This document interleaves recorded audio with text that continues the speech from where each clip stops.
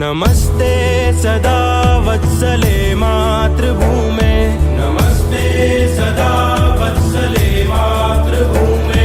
त्वया हिन्दुभूमे सुखं वर्धितोऽहं, त्वया हिन्दुभूमे सुखं वर्धितोऽहं। महामङ्गले पुण्यभूमे त्वदर्थे, महामङ्गले पुण्यभूमे त्वदर्थे। पतत्वेषकायो नमस्ते नमस्ते, पतत्वेषकायो नमस्ते नमस्ते। प्रभो शक्तिमन हिन्दुराष्ट्राङ्गभूता, प्रभो शक्तिमन हिन्दुराष्ट्राङ्गभूता। इमे सादरं त्वां नमामो वयम्, इमे सादरं त्वां नमामो वयम्। त्वदीयाय कार्याय बद्धा कटीयं, त्वदीयाय कार्याय बद्धा कटीयं। शुभामाशिषं देहि तत्पूर्तये, शुभामाशिषं देहि तत्पूर्तये। अजय्याञ्च विश्वस्य देहि शक्तिम्, अजय्याञ्च विश्वस्य देहि शक्तिम्। सुशीलं जगत्येन नम्रं भवेत्, सुशीलं जगत्येन नम्रं भवेत्। श्रुतं चैव यत्कण्टकाकीर्णमार्गं, श्रुतं चैव यत्कण्टकाकीर्णमार्गं। स्वयं स्वीकृतं नः सुगं कारयेत्, स्वयं स्वीकृतं नः सुगं कारयेत्। समुत्कर्षणिः श्रेयसस्यैकमुग्रं, समुत्कर्षणिः श्रेयसस्यैकमुग्रं। परं साधनं नाम वीरव्रतं, परं साधनं नाम वीरव्रतं। तदन्तः स्फुरत्वक्षया ध्येयनिष्ठा, तदन्तः स्फुरत्वक्षया ध्येयनिष्ठा। रदन्तः प्रजागर्तु तीव्रानिशम्, रदन्तः प्रजागर्तु तीव्रानिशम्। विजेत्री च नः संहता कार्यशक्तिर्, विजेत्री च नः संहता कार्यशक्तिर्। विधायास्य धर्मस्य संरक्षणम्, विधायास्य धर्मस्य संरक्षणम्। परं वैभवं नेतुमेतत् स्वराष्ट्रं, परं वैभवं नेतुमेतत् स्वराष्ट्रं। समर्था भवत्वाशिषा ते भृशम्, समर्था भवत्वाशिषा ते भृशम्।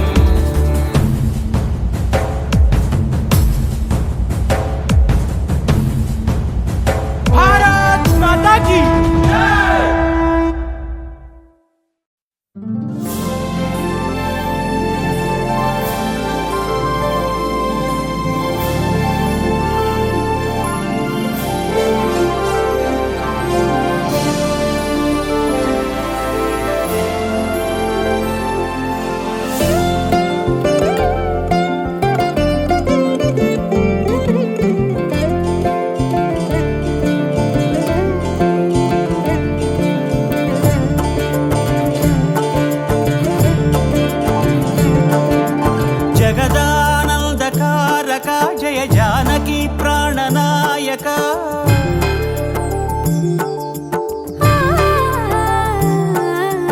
जगदानन्दकारक जय जानकी प्राणनायक। शुभ स्वागतं प्रिय परिपालक। जगदानन्दकारक जय जानकी प्राणनायक।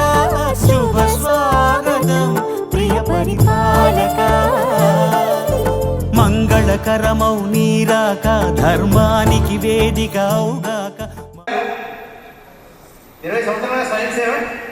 సో అన్నమయ్య జిల్లా ప్రచారంగా దాదాపు 6 సంవత్సరాలు పనిచేస్తారు. సో రాజవరం రవికుమార్ గారు మీ సేవ నిర్వహిస్తున్నారు. సో జిల్లా సహ సంపర్క క్రమం బాధ్యత నిర్వహిస్తున్నారు.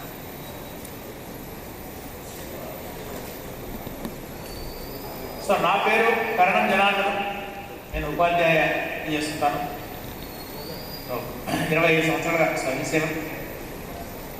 ఇక్కడ ఈ మదనపల్లి అన్నమయ్య జిల్లా సంపర్కం పని.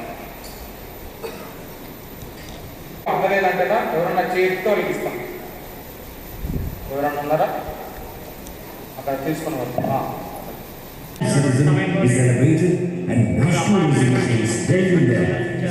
One cannot expect the nation to have a bright future untamed by the fact that this thought hasn't occurred to our leaders. Sometimes I feel that the old Dr. Indiva formally established establishment of Rashtriya Swayamsevak Sangh. There have been several instances where Sangh Swayamsevaks have dedicated themselves to physical, intellectual and material resources in the service of the nation over the past century. Dr. Indiva not only participated in the freedom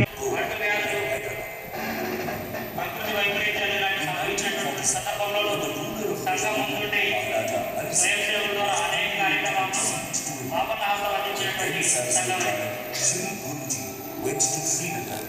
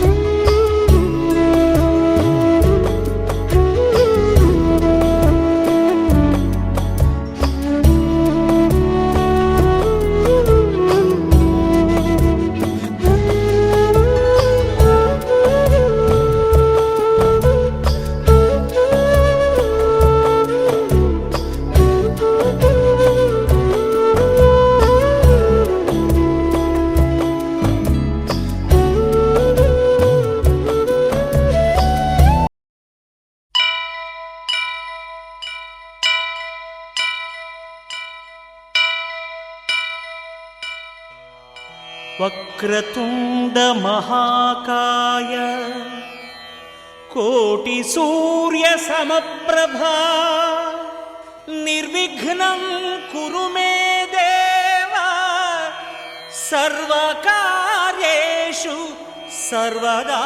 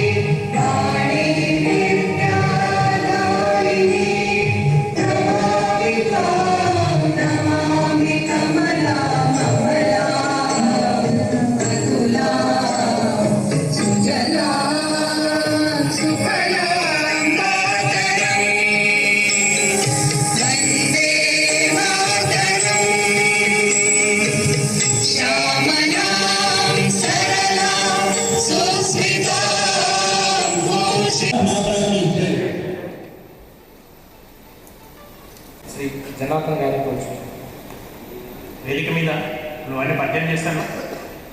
ఇటుపక్క కూర్చున్న వారు శ్రీ మాలపాటి శ్రీనివాసరెడ్డి గారు, అనంతపురంలో నివాసం ఉంటారు. వీరు ఆర్థిక శాస్త్రంలో ఎస్కే యూనివర్సిటీలో ఎంఏ పట్టా పొందారు. అదే తెలుగు యూనివర్సిటీ హైదరాబాద్లో ఎంఏ పట్టా పొందారు. ప్రస్తుతం సంస్కృత అధ్యాపకులుగా పనిచేస్తున్నారు. వీరు ఉన్నారు. వీరు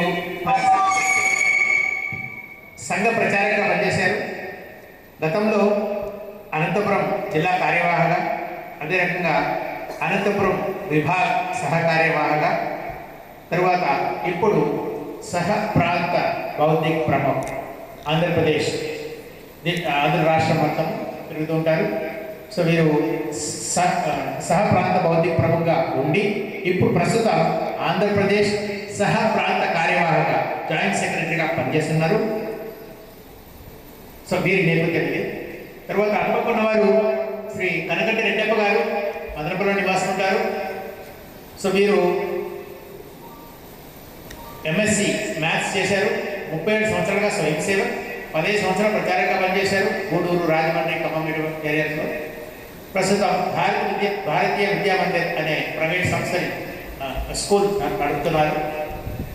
సో వీరు విభాగ్ సహకార్యవాహ జాయింట్ సెక్రటరీగా, విభాగ్ అంటే 3 జిల్లాలకు, అన్నమయ్య జిల్లా, తిరుపతి జిల్లా, చిత్తూరు జిల్లా, 3 జిల్లాలకు జాయింట్ సెక్రటరీగా పనిచేస్తున్నారు. సో ఇప్పుడు ఈ కాలాంశాన్ని శ్రీ మాలపాటి శ్రీనివాసరెడ్డి గారిని తీసుకోవాల్సిందిగా కోరుతాం.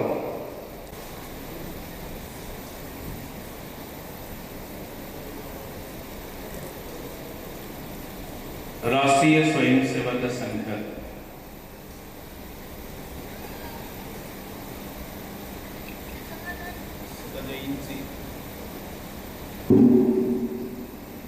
శత జయంతి సందర్భంగా వ్యాప్తంగా సుమారుగా 1500 స్థలాల్లో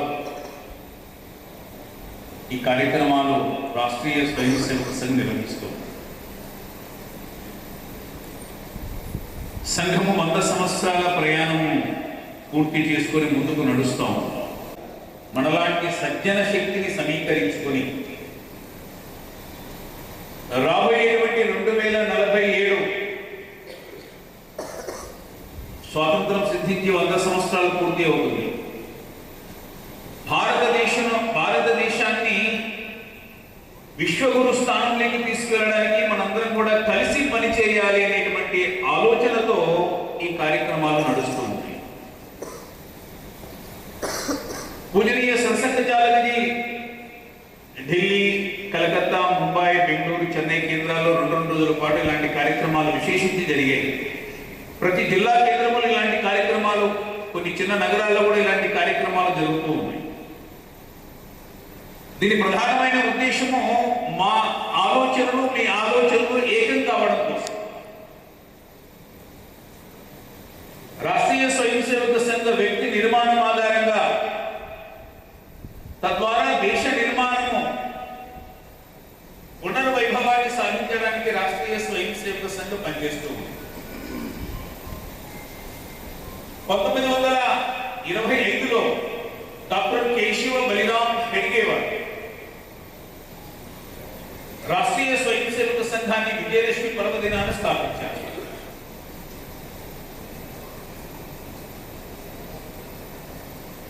సంఘము 100 సంవత్సరాల ప్రయాణం తర్వాత కూడా ఇంకా ఉత్సాహంగా పనిచేయడానికి ప్రధానమైన కారణము స్వయం సేవకులు శాఖలో నిత్యము నమస్తే సదావత్సలే మాతృభూమి అని భారత మాతను స్తుతిస్తూ, చివరిలో భారత మాతకు జై, భారత మాతకు జయమగుగాక, ఈ దేశానికి విజయం సాధించబడాలి, ఈ దేశము జగద్గురు స్థానానికి వెళ్ళాలనేటువంటి ఆశయ లక్ష్యముతో 100 సంవత్సరాలుగా పనిచేస్తూ ఉంది. అదే ఉత్సాహం స్వయం సేవకులకు ఉంది. అందుకే ఇంత ఉత్సాహంగా 100 ఏళ్ల తర్వాత కూడా వేగవంతంగా రాష్ట్రీయ స్వయం సేవక సంఘం ముందుకు వెళ్తుంది. ఒకే ఒక ప్రేరణ స్వయం సేవకులకు, ఈ దేశము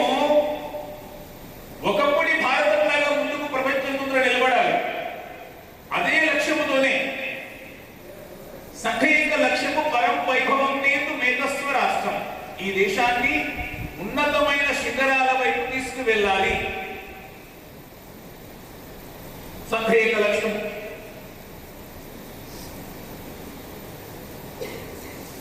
రాష్ట్రీయ స్వయం సేవక సంఘ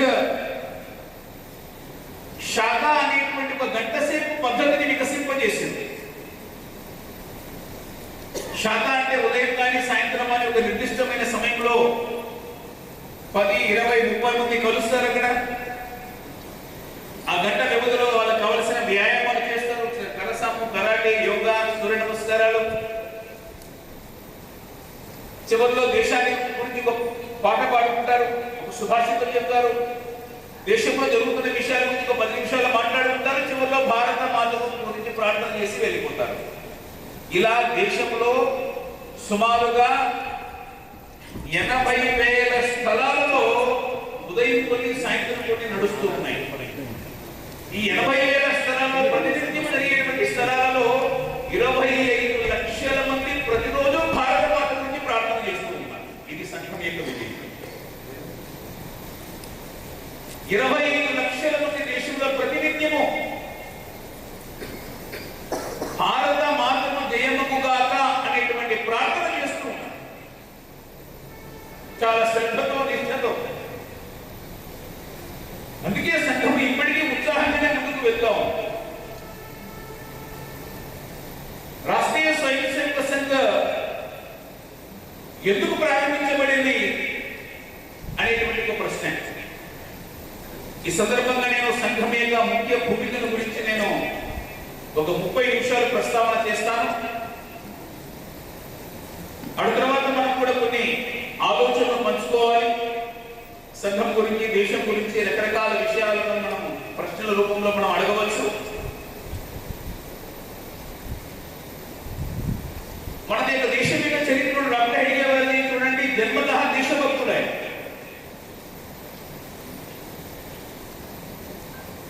నీల్సిటీ హై స్కూల్లో చదువుతున్నప్పుడు ఆ సమయంలోనే భారత మాతకు జై చెప్పడం నేరం, వద్దే మాత్రమని పాడడం నేరం. అలా ఎవరైనా పాడితే అక్కడ శిక్షిస్తుండేవారు, లాఠీలతో కొడుతుండేవారు, జైలులో బంధిస్తుండేవారు. అలా ఈయన చదువుతున్న పాఠశాలకు ఇన్స్పెక్షన్ అధికారి వచ్చాడు. ఆయన ఆంగ్లేయ అధికారి. ఈ కేశవు హెడ్ మాస్టర్ ముందే వచ్చి ప్రతి గదిలో చెప్పి వెళ్ళాడు, నిశ్శబ్దంగా ఉండాలి, ఇలాంటి విషయాలు ఇంకా దూరంగా ఉండాలి. అందరూ తల ఊపారు. కానీ కేశవుడు అన్ని తరగతులు వెళ్ళి చెప్పేసి వచ్చాడు, మనమంతా వందే మాతరంతో స్వాగతం చెప్పాలి. మన తల్లికి వందనమని చెప్పడానికి ఎవరికి కావాలి? మనకు భారత మాతకు జై చెప్పాలి. మనందరం కూడా అనుకున్నట్టుగానే ఆ రోజు ఇన్స్పెక్షన్ అధికారి వచ్చాడు. పాఠశాల మొత్తం వందే మాతర గానంతో నిర్వహించబడింది. స్కూల్ బంద్ చేసేసారు. పిల్లలు తిరిగితే కాడుకులు ఎవరు అడిగారు, ఎవరు చెప్పలే. నెల రోజులు మూతపడింది.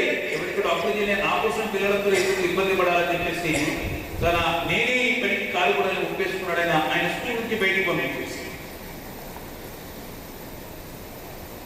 విక్టోరియా మహారాణి ఉత్సవాలు. అప్పుడు కేశవ్ వయసు కేవలం 13 సంవత్సరాలు. ఆమెకు 60 సంవత్సరాలు అయిన సందర్భంగా అన్ని పాఠశాలలో స్వీట్లు పంచుతున్నారు, వేడుకలు చేస్తున్నారు. ఈ పిల్లవాడు చూశాడు, ఎవరి పండుగ ఇది? మనలను బాధ్యతలుగా చేసి భారత మాతను సంఖ్యలతో బంధించి ఉన్నటువంటి ఆవిడ పండుగ మనం జరుపుకోవడం ఏమిటి? మనము ఇంత హింస పెడుతున్నారు కదా, ఈ స్వీట్ మనం తినకూడదు. ఆ స్వీట్ తీసుకుని తన మిత్రులతో ఈ మాటలు చెబుతూ నేలకు విసిరేశాడు. అందులో స్వీట్ విసిరేసేదేంటి? వాళ్ళ గురువు గారి మాస్టర్ చూసుకుంటారు. కేశవ్ ఎందుకలా చేసావు? చెప్పాడు, ఇది మనది కాదు, ఇది ఎవరో పరాయింది. చిన్నప్పటి నుంచి అలాంటి ఆలోచనతో పెరిగాడు. ఆ తర్వాత వైద్య వృత్తి కోసం కలకత్తా వెళ్ళాడు. అక్కడ ఊరుకోలేదు. విప్లవకారుల నిలయం పైగా లాల్ పాల్ పాల్ క్రయాలతో అప్పుడే దేశవ్యాప్తంగా స్వతంత్ర సంగ్రామం ఉరుతొలుగుతూ ఉంది. అనుశీలనాశమైనటువంటి ఒక విప్లవ సంస్థను జాయిన్ అయ్యాడు. ఆయన యొక్క short name cocaine, Nick name. తుపాకులు తయారు చేయడము, బాంబులు చుట్టి తయారు చేయడము, విప్లవకారులు రహస్య స్థావరాలను చేర్చడము, రక్షించడము, ఇది పని. ఆయన చదువుకుంటే పని చేశాడు. మెడికల్ విద్యాభ్యాసం పూర్తయిపోయింది. బర్మాలో ఒక 300 రూపాయల వేతనంతో ఉద్యోగం వచ్చింది డాక్టర్గా, సూపరింటెండెంట్ గా. దాన్ని తిరస్కరించాడు. ప్రస్తుతం దేశం అనే కష్టాల్లో ఉంది. భారత మాత సంఖ్య సంఖ్యలు పెంచాలి. వైద్యం చేయడానికి ఎవరైనా దొరుకుతారు. దేశం కోసం పనిచేయడం అందరికీ సాధ్యం కాదు. నేను నాగపూర్ వెళ్ళిపోతాను, నేను అక్కడ దేశం కోసం పనిచేస్తాను. నాగపూర్ వచ్చేసాడు, జాతీయ మహా కాంగ్రెస్ లో పనిచేశాడు. ఆయన మధ్య భారతానికి ఆయన సెక్రటరీ కూడా పనిచేశాడు. సహాయ నిరాకరణ ఉద్యమంలో చాలా వేగంగా పరిగెత్తాడు. 1921లో ఈయన బ్రిటిష్ వారికి వ్యతిరేకంగా ఉపన్యాసం చేసినందుకు 1.5 సంవత్సరం జైలు శిక్ష విధించింది. ఇలా జరుగుతున్న సమయంలో డాక్టర్ కేశవరావు యొక్క మనసులో ఒక ఆలోచన ప్రారంభమైంది. మనం అందరం కూడా స్వాతంత్రం రావాలి రావాలి రావాలి అని అంటున్నాం కదా, అసలు స్వాతంత్రం ఎందుకు పోయింది? ఒకవేళ రేపు స్వాతంత్రం వచ్చినా మనం నిలబెట్టుకోగలుగుతామా? ఎందుకు పోయింది స్వాతంత్రం? రావాలి. సుమారుగా మన దేశము 80 లక్షల చదరపు కిలోమీటర్ల భూమి, అప్పటికి 30 కోట్ల జనాభా.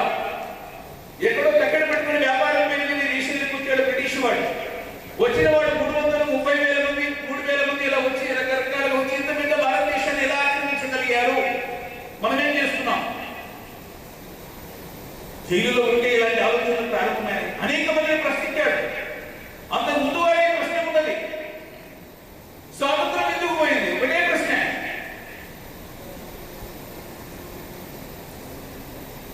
అప్పటికే వీర సావర్కర్, సుభాష్ చంద్రబోస్ మనసులో ఒక ఆలోచన ఉన్నది. చూడండి, బ్రిటిష్ వాడు మన దేశాన్ని పరిపాలిస్తున్న సమయంలో మొదటి ప్రపంచ యుద్ధంలో వాడు గెలవడానికి కారణం మన భారతీయ సైనికులే. రెండో ప్రపంచ యుద్ధంలో వాడు గెలవడానికి సుభాష్ చంద్రబోస్ మనమే ఎదిరించాం. గుర్తుపెట్టుకోవాలి ఇక్కడ జాగ్రత్తగా, మనమే ఎదిరించాం. రెండో ప్రపంచ యుద్ధంలో బ్రిటిష్ వాడు గెలవడానికి భారతీయ సైనికులే కారణం. 1857 ప్రథమ స్వతంత్ర సంగ్రామంలో బ్రిటిష్ వాడు గెలవడానికి, మన వాళ్ళను చంపడానికి కారణం ఎవరు? మన భారతీయ సైనికులే. జిలీన్ బలాబల్లో ఆర్డర్ ఇచ్చిన వాడు డయర్, ట్రిగ్గర్ నొక్కిన వాడు భారతీయుడు. ఎంత విచిత్రం చూడండి.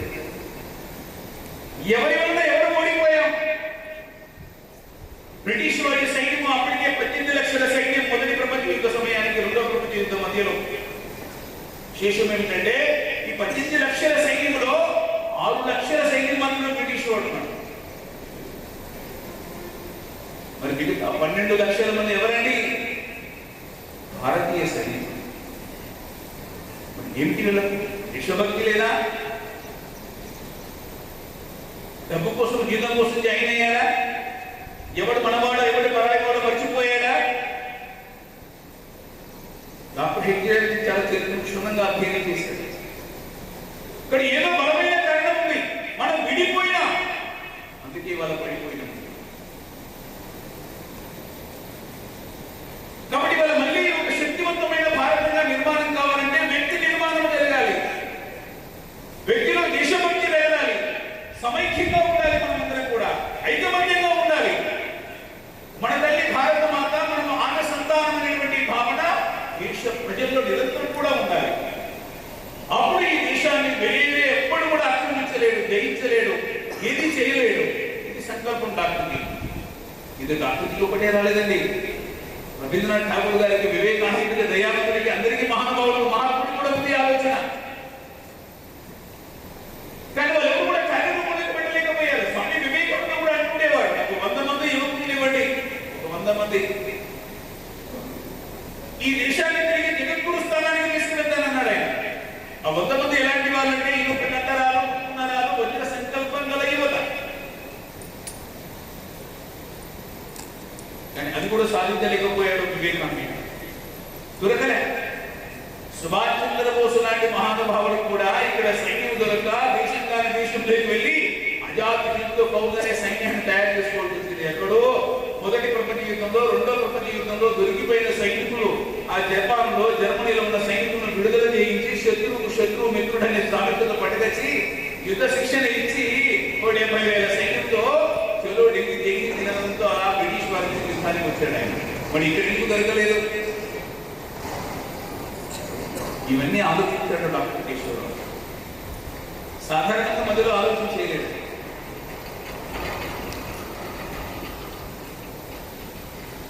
రవీంద్రనాథ్ ఠాగూర్ గారు స్వరాజ్ అనేటువంటి వ్యాసంలో రాశాడు ఆయన. విశుద్ధ శీలం గల వ్యక్తుల ద్వారా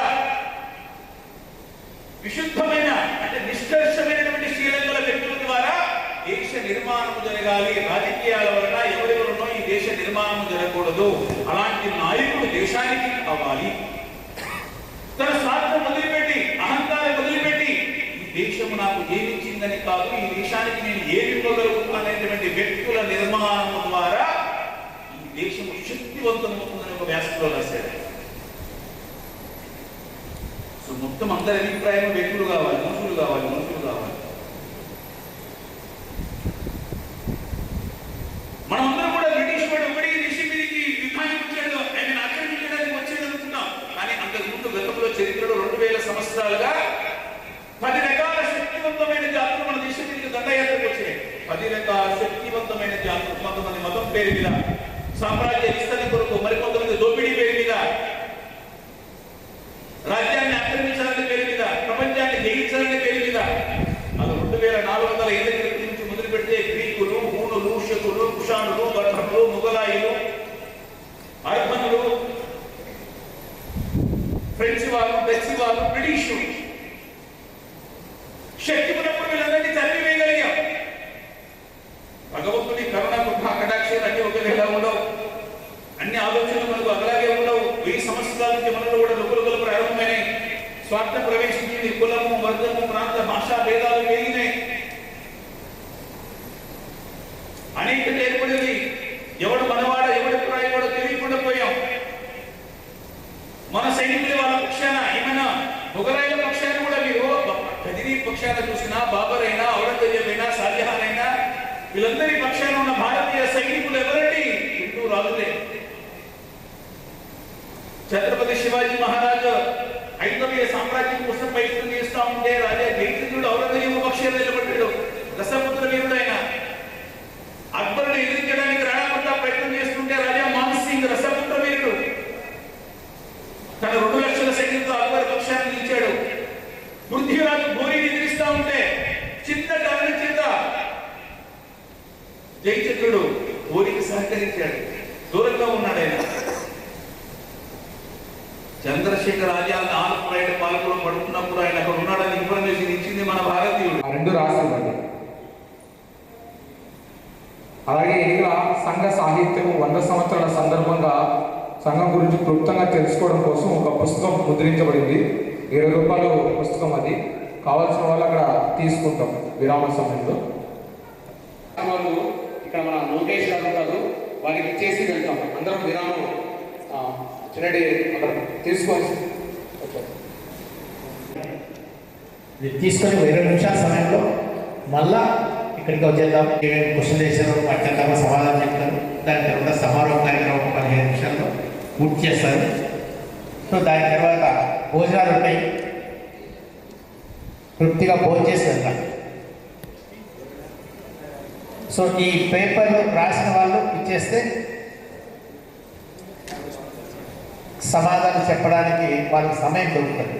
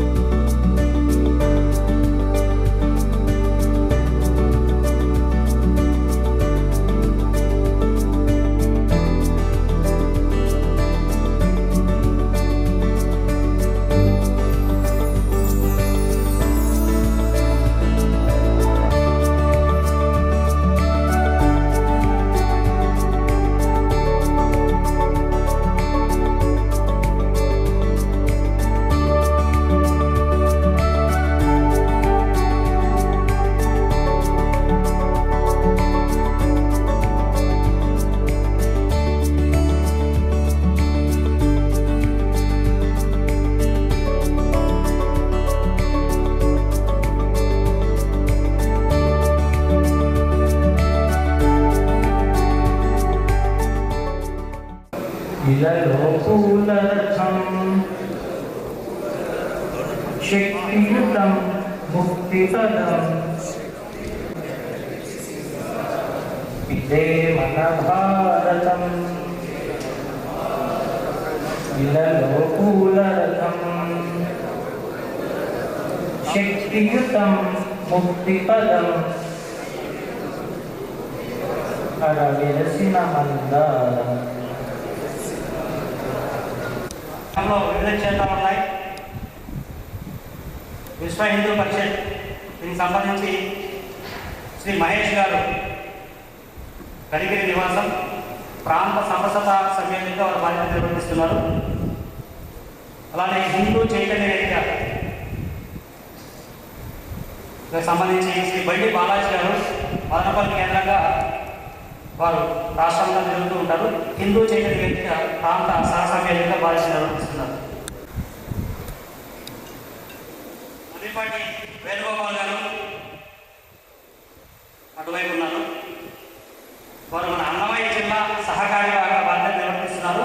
రాయచోటి కేంద్రంగా జిల్లా అంతా పర్యటన చేస్తుంటారు. వీటితో పాటు ఒక ముఖ్యమైనటువంటి సూచన ఉంది. మన స్వామీజీ వచ్చున్నారు ఈ విషయంగా. ఆవు గౌరవ పిలుపు ప్రచారం. మనందరికీ తెలిసిందే, గోమాతను మనం ఎంత గౌరవకరంగా ఎంత పవిత్రంగా చూసుకుంటాం. ముక్కోటి దేవతలు గోమాతలో నిలవై ఉన్నారనేది మనం పూజ చేస్తుంటాం. మరి అలాంటి గోమాత యొక్క ఉనికి ఈరోజు కష్టమైపోతుంది. కాబట్టి గోమాతను కాపాడుకోవడం కోసం వీళ్ళు ఒక ఉద్యమం చేస్తున్నారు. ఏప్రిల్ 27వ తేదీ 2026వ సంవత్సరం, అంటే ఈ నెల 27వ తేదీన వాళ్ళు తహసీల్దారు లేదా బ్లాక్ ఆఫీసర్ యొక్క కార్యాలయానికి వెళ్ళి వాళ్ళని వినతి పత్రం ఇచ్చేటువంటి కార్యక్రమం పెట్టున్నారు. దానికి సంబంధించి వాళ్ళు కొన్ని పత్రాలు ఇచ్చిన మన పేరు, చిరునామా, ఫోన్ నెంబర్ రాసిచ్చేటువంటి ఒక ప్రపత్రంగా వాళ్ళు ఇచ్చున్నారు. దీంతో పాటు మనం గోసేవ మరియు గోరక్షణ ద్వారా దేశాన్ని మరియు సంస్కృతిని రక్షించే ఈ నిస్వార్థ పని కోసం మనం వాట్సాప్ నంబర్కు ఒక మిస్డ్ కాల్ ఇవ్వాల్సి ఉంది. నంబర్ చెప్తాను, ఒకసారి మనం నోట్ చేసుకున్నటువంటి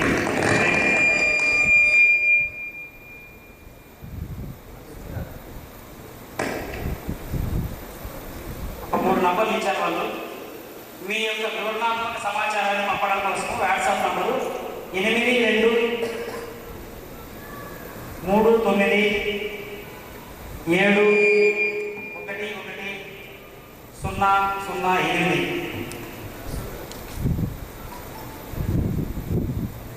రెండవ నంబరు ప్రచారంలో చేరడానికి 9067773223 ఈ నంబర్ మిస్డ్ కాల్ ఇవ్వమంటున్నాను.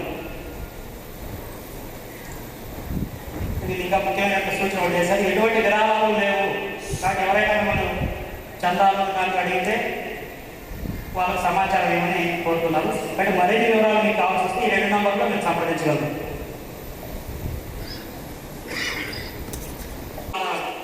మీరందరూ మనకున్నటువంటి సందేహాలను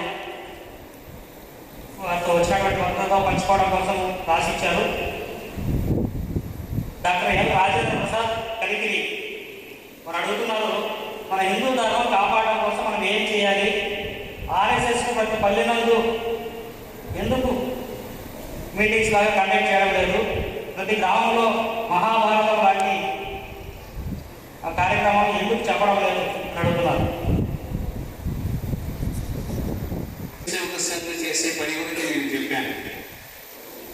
సంఘం ఏం చేస్తుందంటే వ్యక్తి నిర్మాణ పని, తద్వారా దేశ నిర్మాణం. అన్ని కార్యక్రమాలు రాష్ట్రీయ స్వయం సేవక సంఘ చేయించి హిందూ సమాజమే చేయించి. అయోధ్యలో రామ మందిర నిర్మాణం ఆర్ఎస్ఎస్ చేయలేదు. ఆర్ఎస్ఎస్ ఒక ప్రేరణ కలిగించింది, ఒక ఆలోచన ఇచ్చింది హిందూ సమాజం. గత 500 సంవత్సరాల క్రితమే అయోధ్య రామ మందిరం కోసం పోరాటాలు జరిగాయి. అప్పుడు ఆర్ఎస్ఎస్ లేదు. కాబట్టి సంఘము వ్యక్తి నిర్మాణము. గ్రామ గ్రామాన రామాయణ మహాభారతాలు చెప్పడం అనేది ఎవరు చేయాలి? హిందూ సమాజం పెద్దలు చేయాలి. దేవాలయ వ్యవస్థ ఆధారంగా చేయాలి. ప్రవచనాలు చెప్పడము సంఘం యొక్క పని కాదు.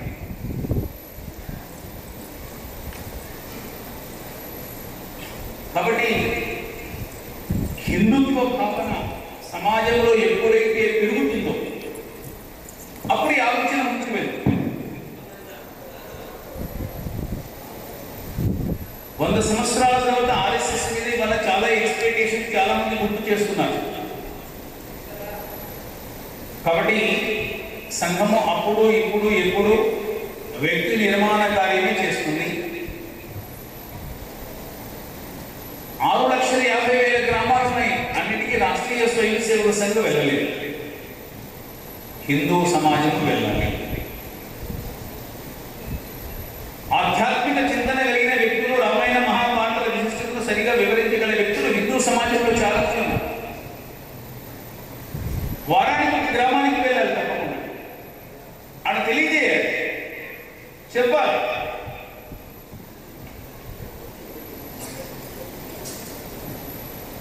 ఇది చాలా వేగవంతంగా జరగవలసిన పని. ఒక చిన్న ఉదాహరణ చెప్తాను. నేను సంస్కృత లెక్చరరు. నేను కాలేజీలో రామాయణం పాఠం చెప్తూ ఉంటే ఒక ఇంటర్మీడియట్, అదే ఫస్ట్ ఇయర్ పిల్లవాడు పైకి వేశాడు. 15 ఏళ్ళు, అంతే 16 ఏళ్ళ వయసు. ఆయన ఏమన్నాడంటే, సార్ రావణాసుడు good boy sir. Good boy, మంచి అబ్బాయి. ఇంటర్మీడియట్ కుర్రవాడు చూడండి, మన ఇంట్లో పెరిగిన కుర్రవాడని అనుకున్నాడు.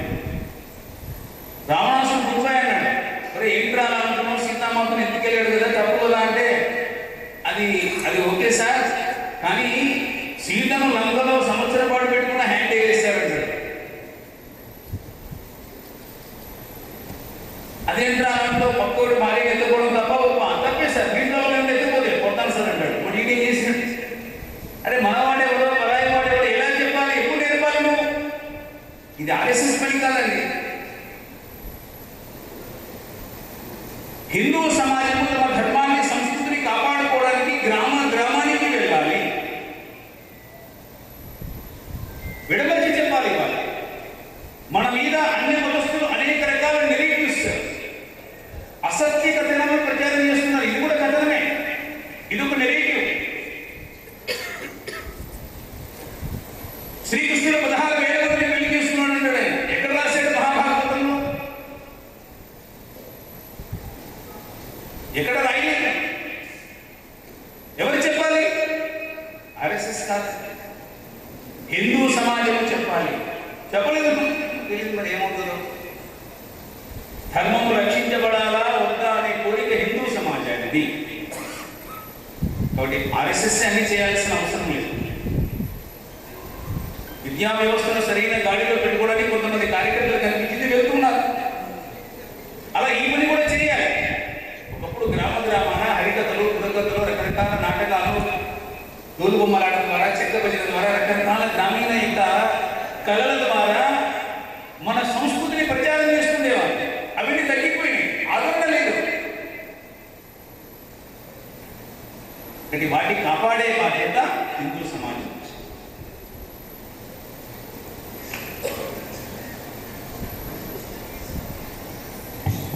దాసరి గోపీకృష్ణ గారు, తెట్టు గ్రామం. కనుమరుగవుతున్న, మరుగున పడుతున్న మన హిందూ దేవాలయాల అభివృద్ధికి ఆర్ఎస్ఎస్ వారు ఎటువంటి కార్యక్రమాలు చేపడుతున్నారు అని అడుగుతున్నాను. మళ్ళీ చెబుతున్న, ఆర్ఎస్ఎస్ ఏం చేయడం లేదు. దేవాలయాల అభివృద్ధి ఆర్ఎస్ఎస్ పని కాదండి. ఆర్ఎస్ఎస్ పని ఒకటే పని, ఏంటండి? వ్యక్తి నిర్మాణ కార్యము. తల్లి గుడిలో ఛత్రపతి శివాజీని తీర్చిదిద్దినట్లుగా, భువనేశ్వరి మాత వివేకానందుని తీర్చిదిద్దినట్లుగా, మహాత్ముని వాళ్ళ తండ్రి గారు తీర్చిదిద్దినట్లుగా, శ్రీరాముని విశ్వామిత్రుడు తీర్చిదిద్దినట్లుగా, సాందీప మహాముని శ్రీకృష్ణుని తీర్చిదిద్దినట్లుగా రాష్ట్రీయ స్వయం సేవక సంఘ వ్యక్తి నిర్మాణం చేస్తున్నది. సాందీపుడు దుష్ట శిక్షణ, శిష్ట రక్షణ చేశాడా? కృష్ణుడు చేశాడా? రాముడు రావణ సంహారం చేశాడా? విశ్వామిత్రుడు చేశాడా? సంఘం వ్యక్తి నిర్మాణం. దేవాలయాలు ఈ పరిస్థితుల్లో ఉంది అని హిందూ సమాజానికి భావన కలిగినప్పుడు ఆ దేవాలయ వ్యవస్థను కాపాడవలసిన బాధ్యత హిందూ సమాజానికి.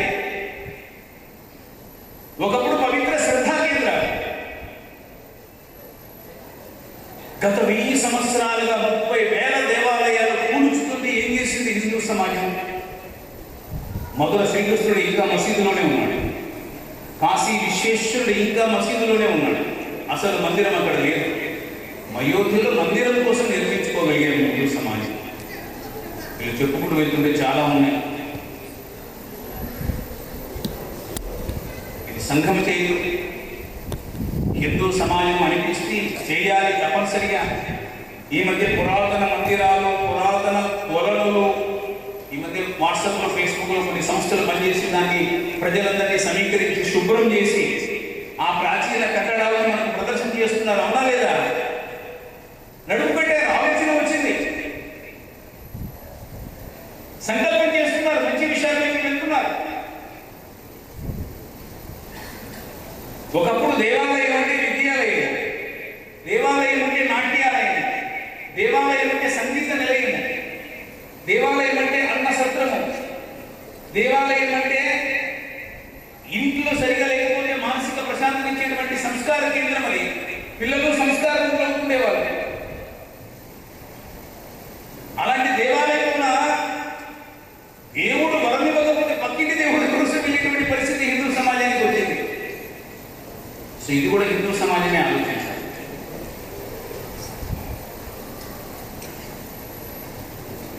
విశ్వ హిందూ పరిషత్ ద్వారా దేశంలో ప్రభుత్వాల నుంచి దేవాలయాలను విముక్తి చేయాలని చెప్పేసి పెద్ద హైందవ శంఖారావం అనేటువంటి ఉద్యమాన్ని విజయవాడలో చేశారు. సుమారు 8 లక్షల మంది హిందూ సమాజం కదిలి వచ్చింది. ఆ తర్వాత విశ్వ హిందూ పరిషత్ అసలు ప్రభుత్వం ఆసరా లేకుండా, ప్రభుత్వం యొక్క సహాయ సహకారం లేకుండా స్వచ్ఛంద సంస్థల ద్వారా ఆ గ్రామంలో ఒక ట్రస్ట్ ద్వారా నడపబడుతున్నటువంటి సుమారుగా ఒక 1500 నుంచి 2000 దేవాలయాలు ఐడెంటిఫై చేసి అవి ఎలా నడుస్తుంది రీసెర్చ్ చేశారు. ఈ మధ్య ఈ దేవాలయాలను మన హిందూ సమాజం స్వతంత్రంగా నిర్వహించుకోగలుగుతామా ఆలోచన చేస్తామని. టీటీడీని మనకు అప్పచెప్తే నిర్వహించగలుగుతామా? మీ అందరికీ ఇచ్చేస్తాం దేవాలయాలు, చేసేస్తారండి. ఎవరు చేయాలి? హిందూ సమాజానికి ఆ శ్రద్ధ, ఆ భక్తి, మనందరం ఒకటి, మనమంతా భగవంతుని యొక్క స్వరూపులము. అసలు హిందుత్వాన్ని మన హృదయంలో ఎక్కితే కానీ ఈ దేవాలయ వ్యవస్థ సంరక్షించబడదు. ఒకటి దేవాలయాలను సరైన పద్ధతిలో నిర్వహించుకోవాల్సినటువంటి ఆవశ్యకత హిందూ సమాజానికి. ఒక టీటీడీ ద్వారా దాదాపుగా 15,000 మంది ఎంప్లాయీలు జీవిస్తున్నారు. ఒక ఆర్టీసీ డిపోని బతికేస్తా ఉంది. సుమారుగా ఒక 2 నుంచి 3 లక్షల మంది ఉపాధి పొందుతున్నారు అక్కడ. అంటే ఒక దేవాలయం 8,000 లక్షల మందికి ఉద్యోగాలు ఇస్తా ఉంది. ఇలా దేశంలో సుమారుగా 3 లక్షల పెద్ద దేవాలయాలు ఉన్నాయి. ఒక్కొక్క దేవాలయం సుమారుగా 3,000 నుంచి 10,000 మందికి ఉద్యోగాలు ఇస్తా ఉంది. అంటే వ్యాపార కేంద్రాలని అనటం లేదు. మన దేవాలయాల ద్వారా ఇంత పని జరుగుతుంది. దాన్ని కాపాడుకోవాల్సిన బాధ్యత హిందూ సమాజం. ఆలోచించాలి. విశ్వ హిందూ పరిషత్ ఆ దారిలో ముందుకు వెళ్తా ఉంది. మనందరం కూడా దానిపై నడిచి ముందుకు వెళ్ళడానికి అందరం కూడా ప్రయత్నం చేయాలి.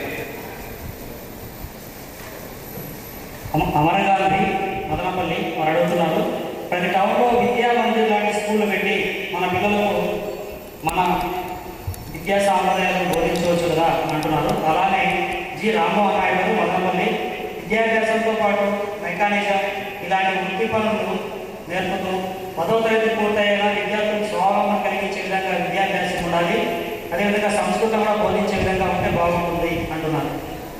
అలానే వి నాగరెడ్డి గారు మదనపల్లి ఆర్ఎస్ఎస్ ఎక్కువగా పట్టణ ప్రాంతాలకే పరిమితమైనట్టుగా ఉంది. గ్రామీణ ప్రాంతాల్లో మహిళా విభాగం యువతను ముందుకు తీసుకుని వెళ్ళాలి. అట్లానే శిక్షణ ఎక్కడ జరుగుతుందో తెలియజేయాలి అని అడుగుతున్నారు. విద్యాభారతి స్వయం సేవకు కనిపించేది ఒక పాత మన ప్రాచీన విద్యా విధానం ద్వారా విద్యార్థులకు సంస్కారాన్ని నేర్పాలని చెప్పి వాళ్ళు ప్రయత్నం చేశారు. అది వాళ్ళు చేయలేదండి, మనలాంటి పెద్దల సహకారంతో ప్రతి దేవాలయానికి మీలాంటి పెద్దలతో ఒక కమిటీ వేసి అందులో మహిళా సభ్యులు కూడా ఉన్నారు. సో వాళ్ళ ద్వారా నెల సమావేశాలు పెడుతూ అధ్యాపకులకు ప్రశిక్షణ ఇస్తూ ట్రైనింగ్ ఇస్తూ విద్యార్థులను తక్కువ ఫీజుతో రిక్రూట్మెంట్ చేస్తూ కొంత ధన సేకరణ చేసుకుంటూ దేశంలో దాదాపుగా 35,000 పాఠశాలలు 60 లక్షల మంది వైద్యులకు విద్యార్థులు చదువుకుంటున్నారు.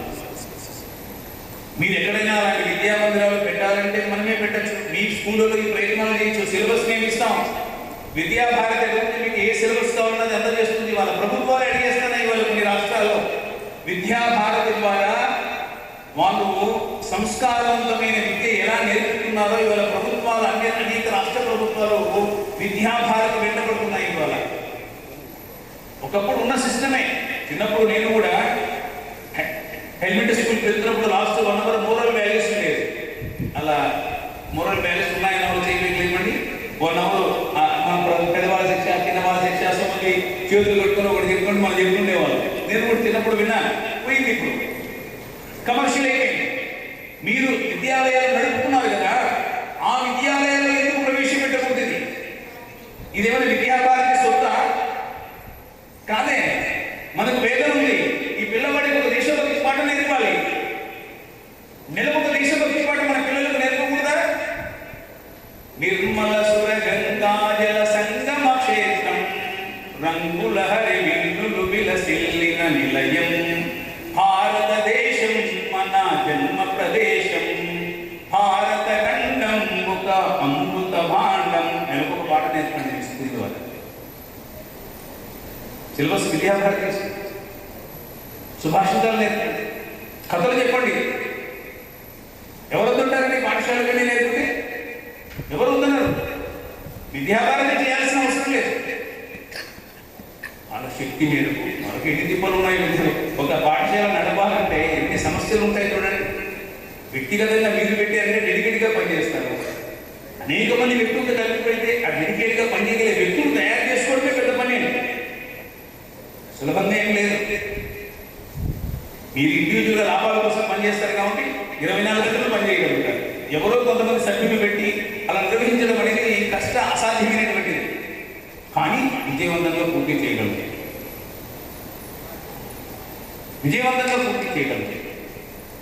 కాబట్టి అక్కడ ఎవరైనా కానీ మన విద్యాలయాలు, మన కళాశాలలు దేశభక్తి అలా సంస్కారవంతమైన విషయాలు అప్పుడప్పుడు ఒక 1 అవర్ క్లాస్, వారికి ఒక క్లాస్ ఇవ్వండి. శనివారం కూడా ఒక వ్యక్తిని పిలవండి.